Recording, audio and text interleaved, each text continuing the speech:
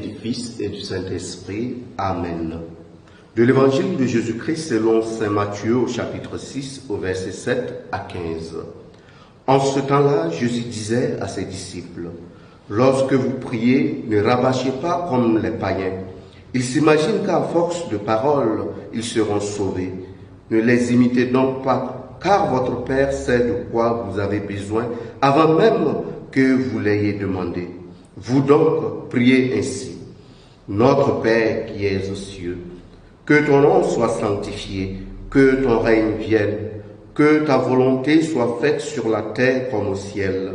Donne-nous aujourd'hui notre pain de ce jour. Remets-nous nos dettes comme nous-mêmes nous remettons leurs dettes à nos débiteurs.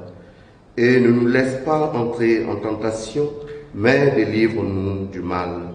Car si vous pardonnez aux hommes leurs fautes, votre Père céleste vous pardonnera aussi. Mais si vous ne pardonnez pas aux hommes, votre Père non plus ne pardonnera pas vos fautes. Acclamons la parole de Dieu. Louange à toi, Seigneur Jésus.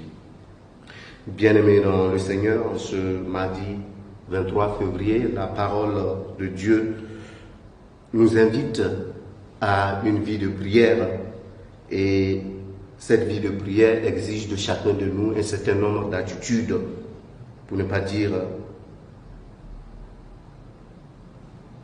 un certain nombre d'exigences qui nous ouvrent à développer et à purifier notre rencontre avec le Seigneur dans la prière. Et cela doit nous amener à un certain nombre de questionnements s'il est clair que le Seigneur nous dit et nous instruit sur le fait que la prière est le lieu où nous rencontrons Dieu, c'est le lieu où nous nous réalisons, c'est le lieu où le Seigneur nous écoute et nous accompagne. N'est-ce pas le moment de nous poser des questions sur notre confiance en Dieu? N'est-ce pas le manque de confiance qui fait que nous sommes portés à rabâcher? N'est-ce pas le manque de confiance qui fait que nous sommes portés à multiplier des paroles vaines dans nos prières? N'est-ce pas le doute de notre filiation divine qui nous conduit à toute cette tendance d'exhibitionnisme, ces prières tapageuses, ces adorations folkloriques? N'est-ce pas ces doutes? N'est-ce pas ce manque de confiance? Et à partir de la prière du Notre Père, le Christ vient nous montrer qu'en réalité, il n'y a pas de dichotomie, il n'y a pas de séparation entre notre vie de prière et notre vie quotidienne. On pourrait dire, la prière est le lieu de conceptualisation, pour ne pas dire le lieu de théorisation de notre vie quotidienne. Il n'y a plus de séparation entre théorie et pratique dans la vie du chrétien.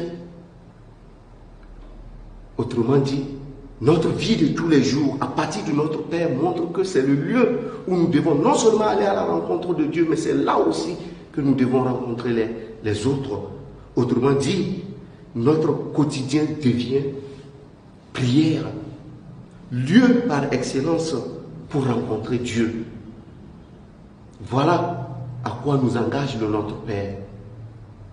Une prière qui nous ouvre à louer Dieu, une prière qui nous ouvre à magnifier Dieu, mais en même temps une prière qui nous ouvre à la réalité quotidienne. Et c'est ça qui nous permet de nous rendre compte que, en tant que chrétiens, il nous faut passer de la théorie à la pratique, non pas comme deux entités séparées, mais comme une pièce avec une double face.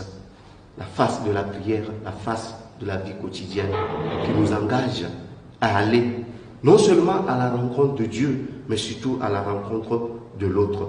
Au cours de cette journée, nous allons demander au Seigneur qu'il fasse grandir en nous sa présence, cette présence qui nous aide à transcender ces prières théoriques, ces prières qu'on pourrait dire contemplatives, pour qu'elles puissent se traduire dans l'aujourd'hui de nos vies, dans le quotidien de nos existences. Loué soit Jésus-Christ.